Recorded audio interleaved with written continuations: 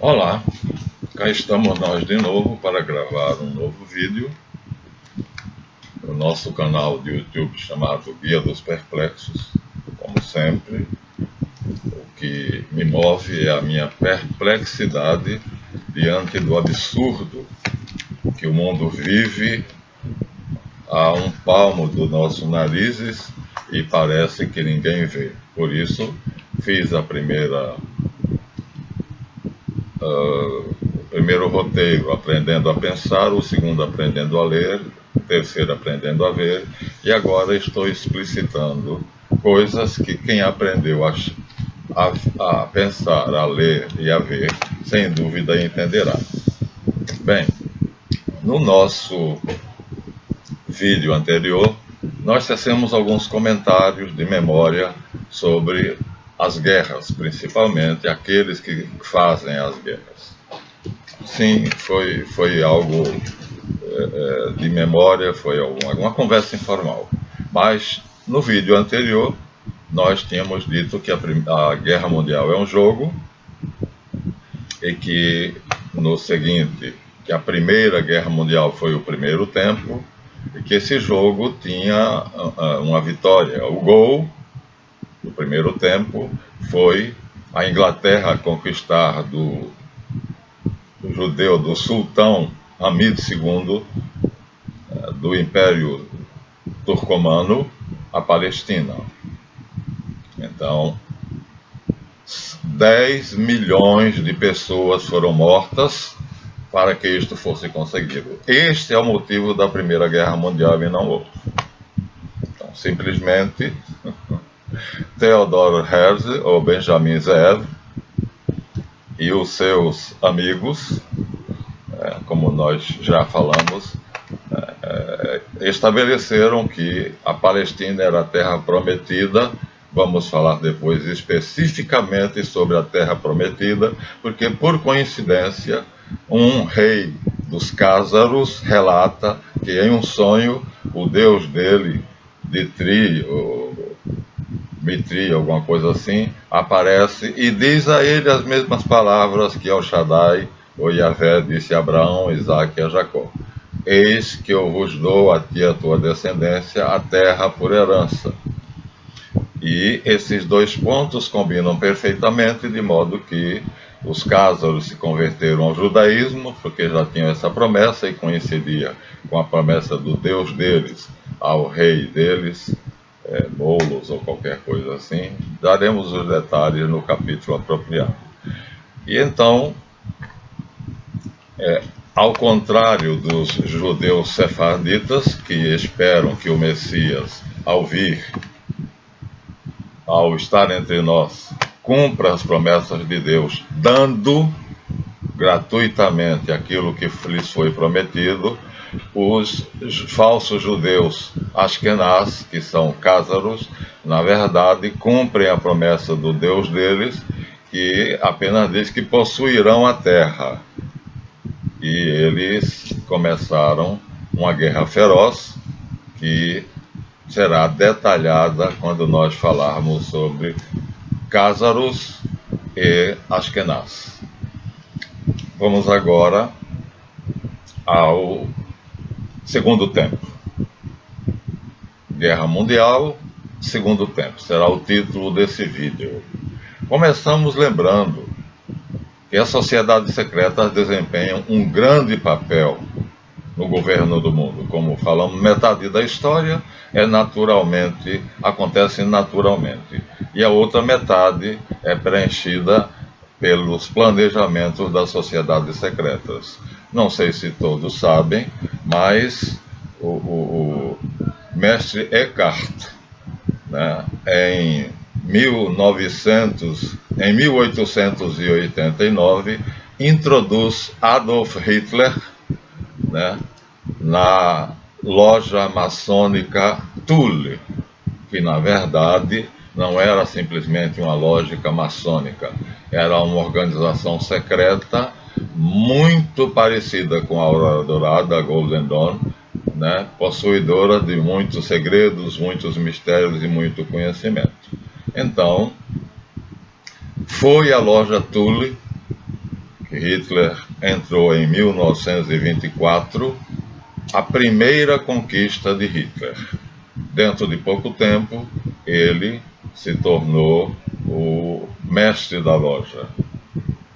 Não é de estranhar, porque nós dissemos aqui que Hitler tinha sangue cázaro nas veias, ele era neto de um filho direto do Rothschild, e então os cázaros têm esse dogma, né, esse postulado, respeitar a consanguinidade. Portanto, eles odeiam os semitas, e são eles os autores do antissemitismo. Foram eles que denunciaram os judeus sefarad à polícia secreta de Hitler, a SS Gestapo, e como judeus se confundiam com os judeus e sabiam onde os judeus sefarditas estavam, né? Então, segundo Jack Bernstein, os delatores dos judeus sefarade, a SS Gestapo, foram os judeus Ashkenaz, os falsos judeus, que na verdade são cázaros.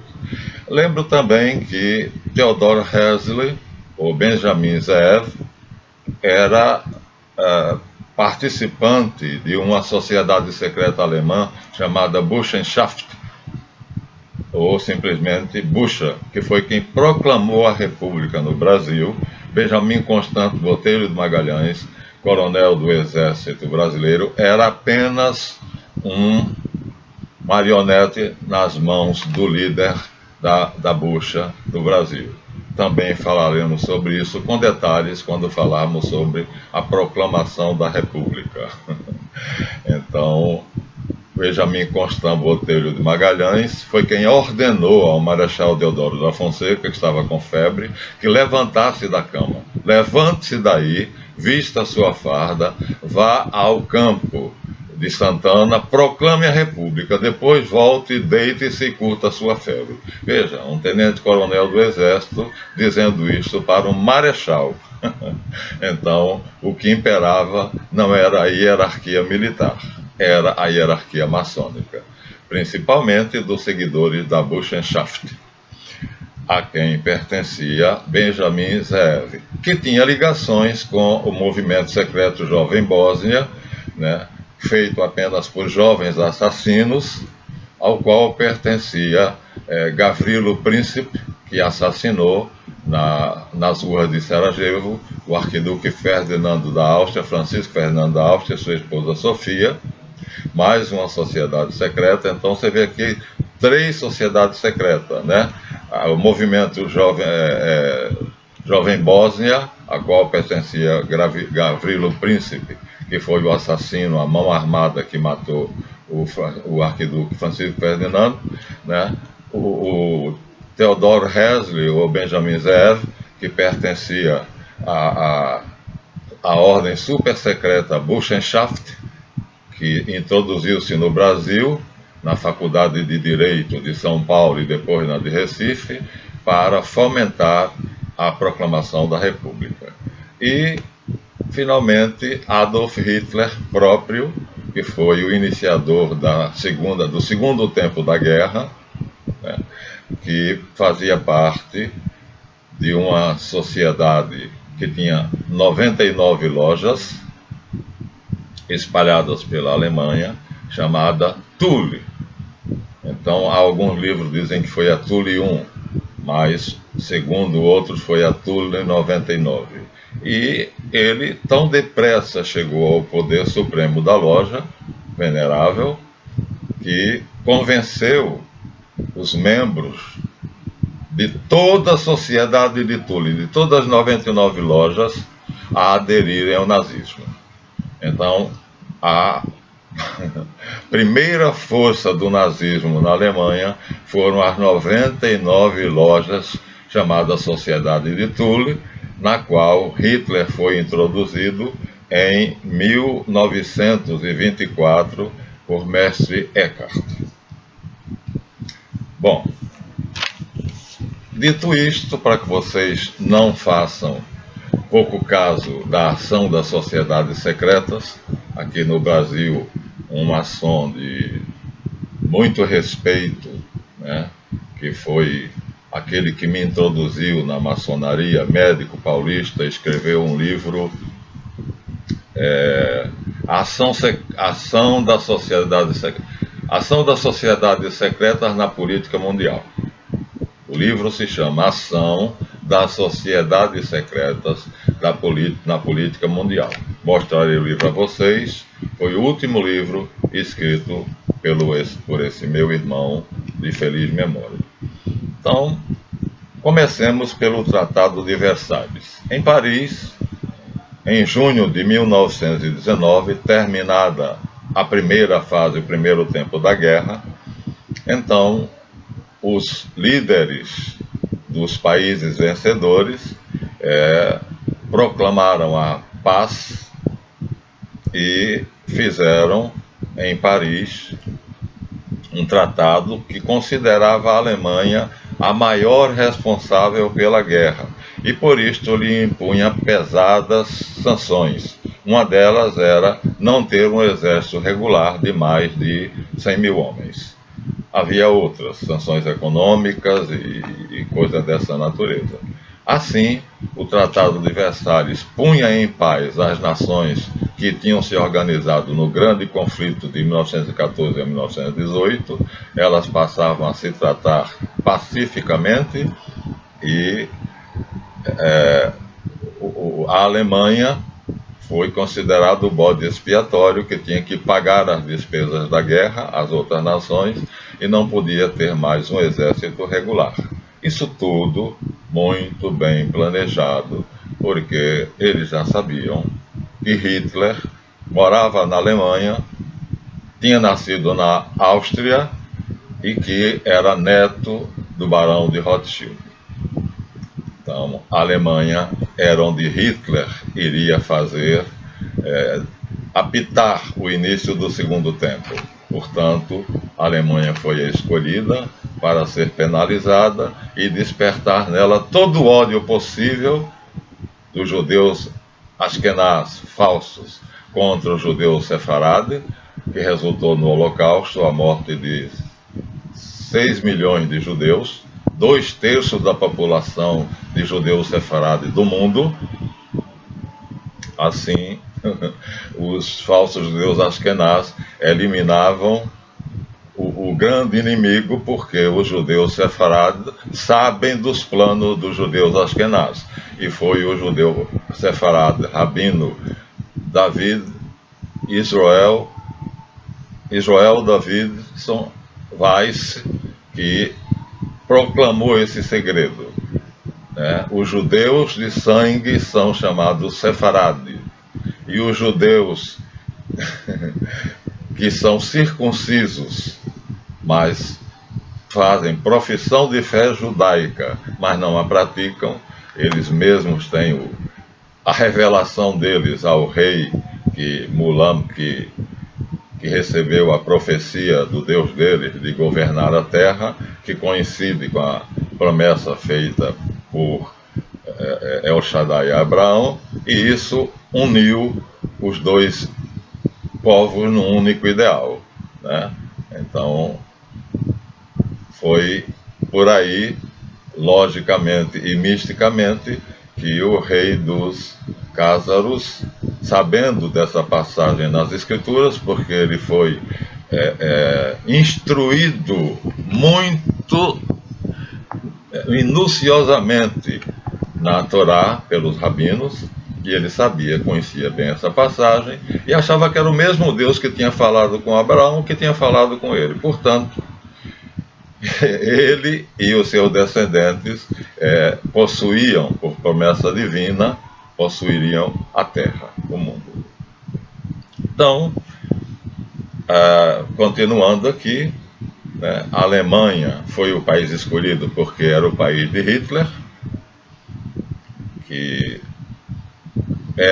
começou sendo um pintor de paredes e tentando pintar quadros, depois foi nomeado pela sua família para ser investigador da polícia alemã, e assim ele se dispôs a investigar o que era maçonaria, e para melhor investigar se filiou à loja Thule, e gostou do ideal da maçonaria alemã, da Sociedade Thule, né, que tinha ligações com Aleister Crowley e a Aurora Dourada, a Golden Dawn, o 666, segundo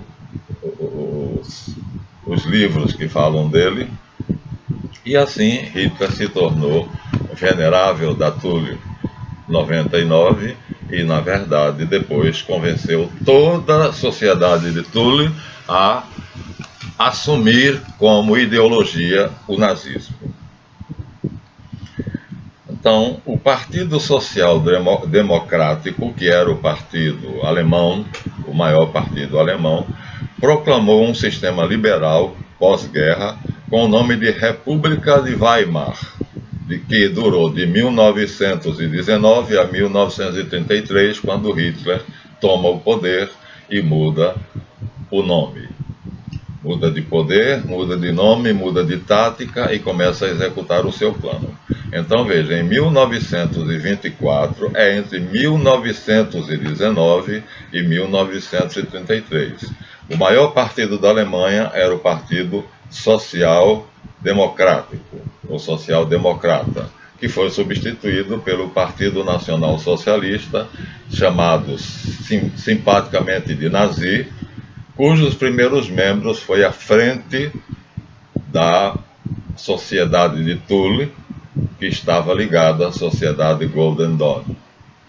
Então, as sociedades secretas estão aí no cume da pirâmide. E por trás de tudo, né, as grandes mentes das sociedades secretas que governam por trás dos bastidores. Nós temos ali um livro escrito por um embaixador francês chamado Roger Périfitte. O livro é muito antigo, tem por nome Os Judeus. Foi editado pela Difusão Europeia do Livro, Roger Périfitte, Os Judeus, tradução de Jamil Al-Mansur Haddad. Então, este exemplar, graças a Deus, veio parar nas minhas mãos, e aqui Périfitte, numa suposta conversa com uma dama francesa, ele diz: é possível que Hitler tenha dado ouvidos às grandes injúrias de Lutero aos judeus. Lutero era antissemita, visceral, mas quando ele era ainda cristão, isto ainda era cristianismo. Pois bem, não temos mais que os Rothschild e os Goldschilds na grande sinagoga, ou seja, a grande sinagoga que é, vamos dizer, hoje reconhecida como Partido Sionista Mundial, era na época em que Périfitte escreveu o seu livro, presidido por Rothschild, o barão de Rothschild, que nesse caso era Lionel, e como vice os Goldschilds, então aparentados. Então,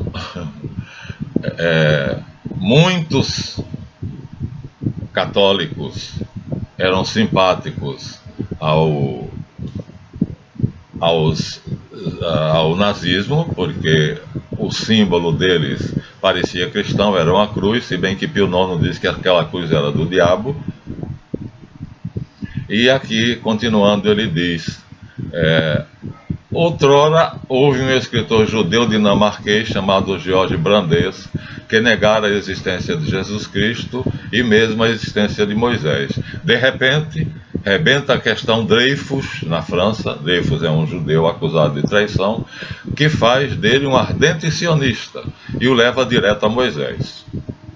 Então, parece que cada um, Cásaro só esperava a oportunidade. No caso, George Brandes, que era ateu, de repente se converte ao sionismo para defender Dreyfus, que era sionista.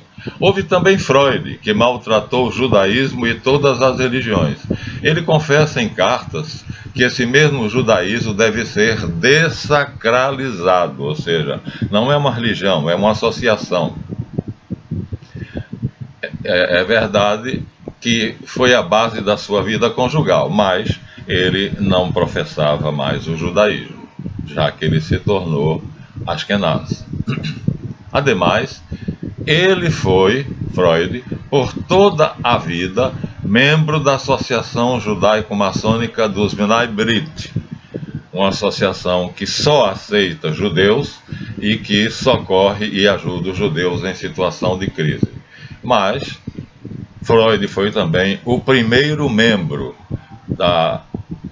do Instituto Tavistock de Londres, né, fundado pelos Rothschild, que ainda hoje usa as maiores mentes do socialismo e da psicologia para fabricar métodos de controle sobre as massas. Talvez essa reclusão decretada pelo coronavírus seja uma das ferramentas que ele está usando.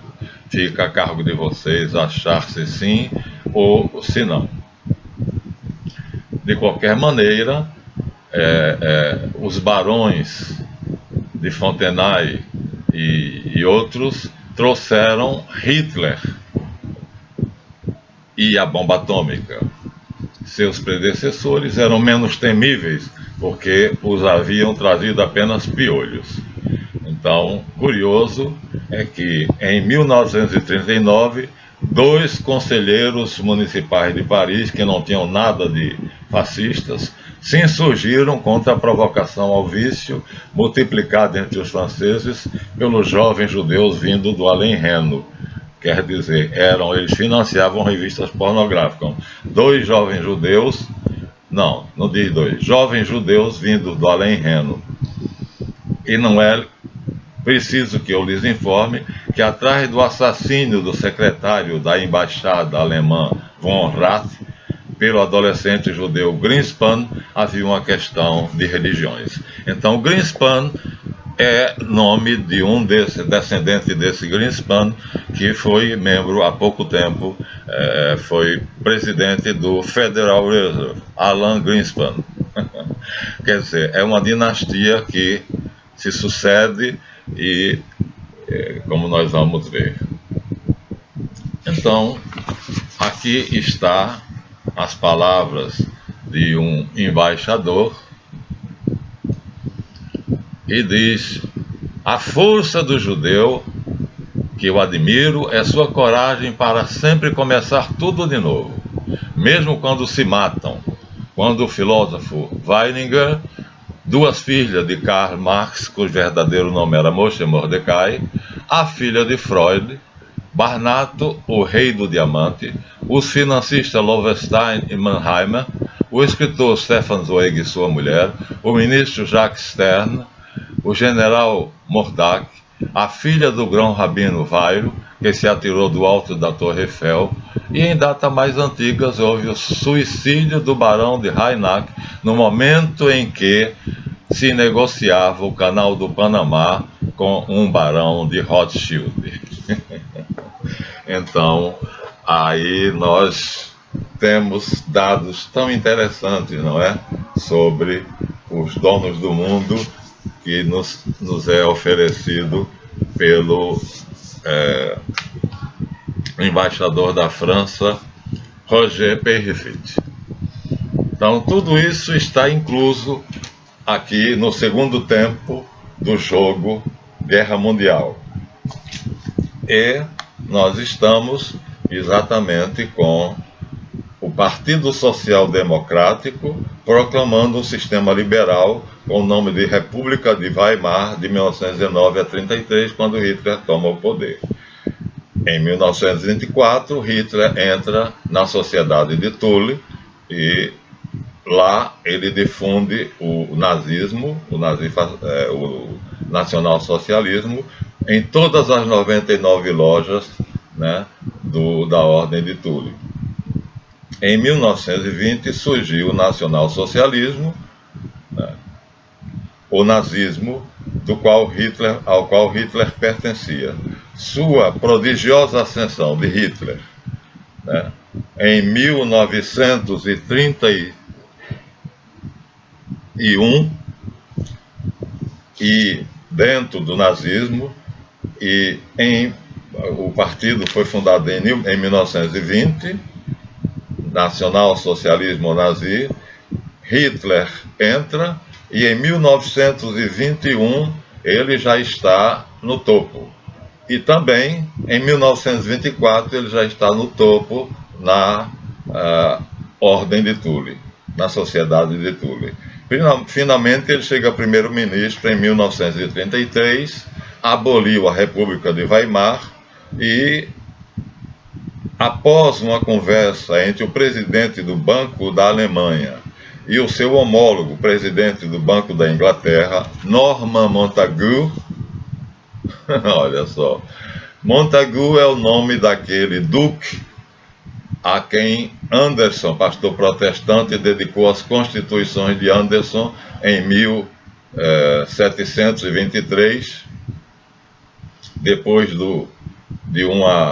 um prólogo de 1617 a 1723, onde o Duque de Montagu e outros, né, dão um golpe de Estado na maçonaria verdadeira, tornando a maçonaria especulativa e expulsando os verdadeiros maçons das lojas e criando uma maçonaria que era, na verdade, um partido político que iria servir de frente para os Montagu, os Rothschild, os reis da França e assim por diante, enfim, o Império Cázaro. Então, nessa conversa, a Inglaterra empresta bilhões em ouro, o banco inglês, o Banco da Inglaterra, através de Norman Montagu, seu presidente, ao Banco da Alemanha. E assim Hitler consegue, veja só, em 1933, assim que ele é elevado a primeiro-ministro, ele consegue botar a mão num tesouro incalculável que tira a Alemanha da miséria. Isso financiado pelos ingleses, pelo país de Winston Churchill, que seria o grande estadista que ia liderar a guerra.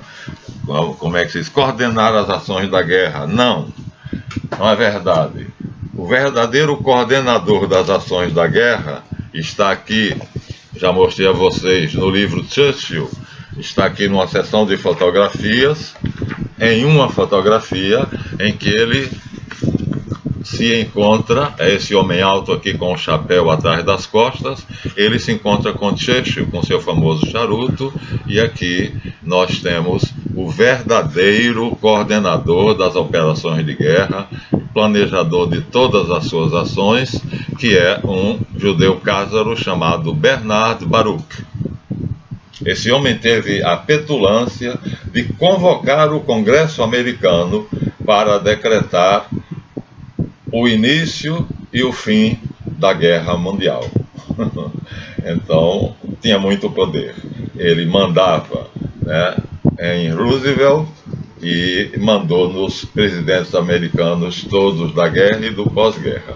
Então, Churchill era apenas um boneco, um marionete nas mãos dele, né? Então, mais uma vez, muito alto, rico, um dos tentáculos do Barão de Rothschild e quem coordenava e comandava as operações da Guerra Mundial, que iria dar, no final das contas, aos Rothschild a Palestina, que era esse o objetivo. Então, 70 milhões de mortos no segundo tempo, 10 milhões de mortos no primeiro tempo, dá 80 milhões de mortos, para simplesmente criar um Estado judeu-sionista na Palestina.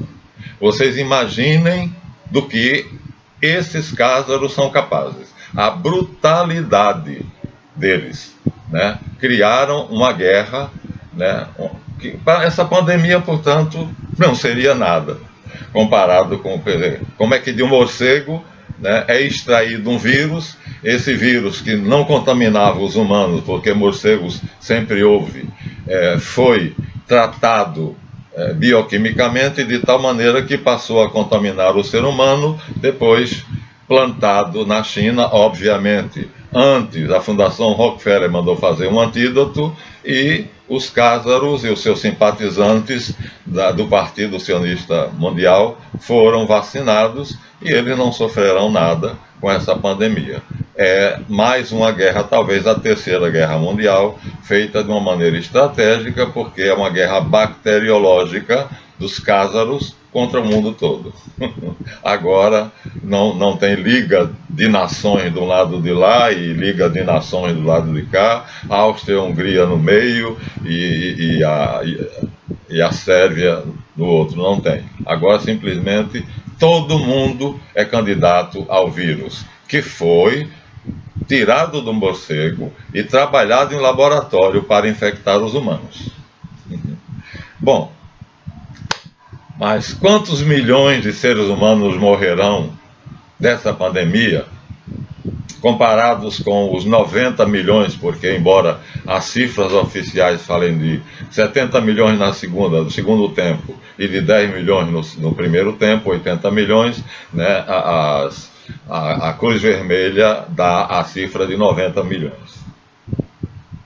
Então, eu acho que as vítimas dessa pandemia não chegarão de modo nenhum próximos dessa cifra. Talvez nem cheguem próximo da cifra dos 6 milhões de judeus sefarados que foram mortos no Holocausto, que representavam 2/3 da população sefaradita do mundo, ou seja, os verdadeiros judeus de sangue. Então, vemos aqui o papel das sociedades secretas e, curiosamente, o presidente do Banco da Inglaterra vai até a Alemanha, eu tenho a fotografia,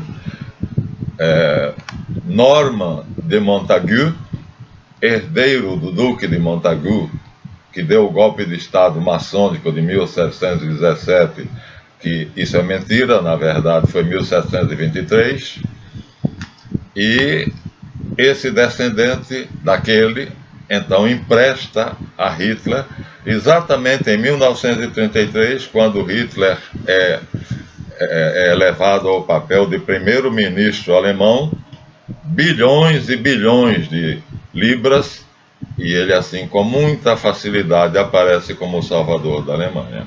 Quita todas as dívidas, emprega os milhões de alemães desempregados, bota para funcionar a todo vapor as fábricas alemãs em armamentos, né? Fabricar armas para se preparar, assim, para a guerra que já lhe tinha sido comunicada, porque ele era um cázaro, né? Ele, portanto, foi escolhido para esta missão porque ele falava de um modo muito convincente. Olha, ele convenceu, a partir da loja Thule 99, toda a sociedade de Thule ao nazismo. Então, apenas falando, esse homem tinha uma retórica fantástica. E, assim, ele recuperou a economia alemã e implantou, ipso facto, a sua ditadura. Primeiro ato, anexou a Áustria. Por quê? Porque ele, sendo austríaco, sabia que havia um cartório, já dissemos isso, na Áustria, que tinha a certidão de nascimento dele e a do pai dele, que provava que eles eram filhos dos Rothschild, com uma empregada do barão de Rothschild na época, que estava na Áustria, e a emprenhou, e depois deu a ela uma casa mobiliada para ela morar, e depois deu ao filho bastardo dele o emprego de fiscal aduaneiro da Áustria, e depois deu a Hitler o encargo de investigador da polícia da Alemanha, e aí ele começa a sua carreira, entrando na maçonaria para saber o que ela é. Supostamente ele termina conseguindo as 39 lojas da Sociedade Thule, que tinha ligação com a Ordem da Aurora Dourada de Aleister Crowley, outro ser diabólico. Então, ele faz o que ele quer. Depois que ele anexa a Áustria e destrói os documentos de identidade dele e do pai, então ele invade a Polônia. Em 1º de setembro de 1939, sob a desculpa de abrir o corredor polonês, dando uma saída da Alemanha para o mar, ele invade a Polônia, declarando a supremacia ariana, a qual pertenciam os cázaros são arianos, e rebaixando os sefaraditas, justificando assim o Holocausto, que era uma raça inferior, eram burros e deviam, portanto, ser queimados, ser mortos. Sob o pretexto de incluir o comunismo soviético, sob o pretexto de excluir o comunismo soviético, fez uma aliança ou pacto de não agressão com Stalin, que também era judeu cázaro, seu homólogo russo. E Hindenburg, que na verdade era o primeiro-ministro da Alemanha, eleito por voto, por pressões, Deus sabe de quem, entregou o cargo em 1933 a Adolf Hitler. Em 1934, Hindenburg morre, e em 1923, voltamos um pouco adiante, ele tentou dar um golpe para chefiar a nação, foi preso em 1923. 10 anos antes dele chegar a esse cargo, ele quis se adiantar e parece que num bar, ele, com uma pistola, ele ameaçou o primeiro-ministro, foi preso e no cárcere escreveu o livro Mein Kampf, Minha Luta.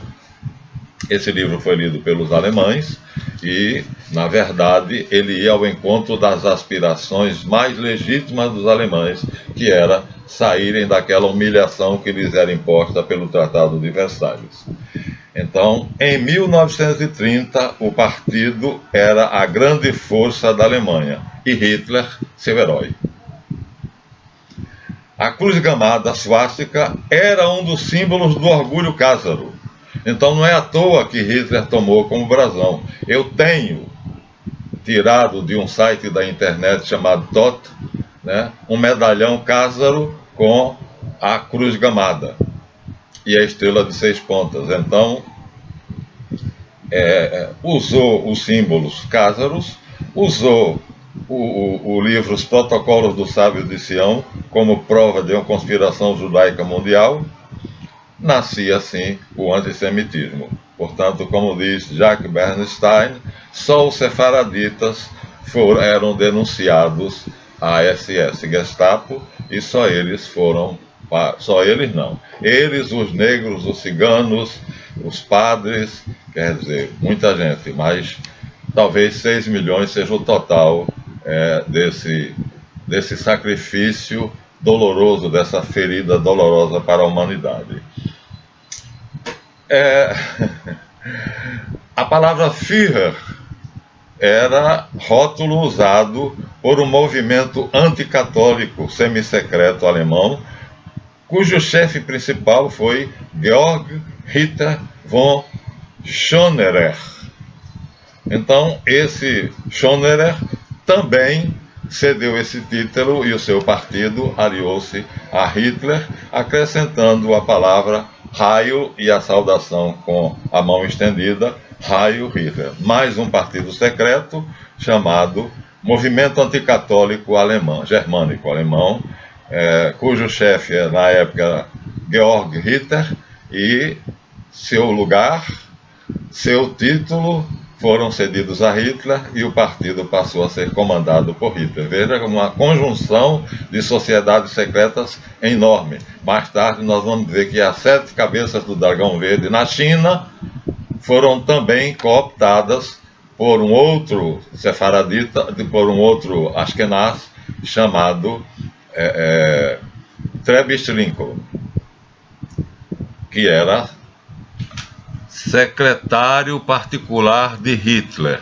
judeu Ashkenaz, chamado Trebitsch Lincoln, que foi até a China para fazer ligações com a sociedade secreta chamada As 7 Cabeças do Dragão Verde. Então, Heil Hitler, que significa Salve Hitler, foi herdado do movimento anticatólico germânico, que foi passado para Hitler pelas mãos de Georg Ritter. Ritter não tem nada a ver com Hitler.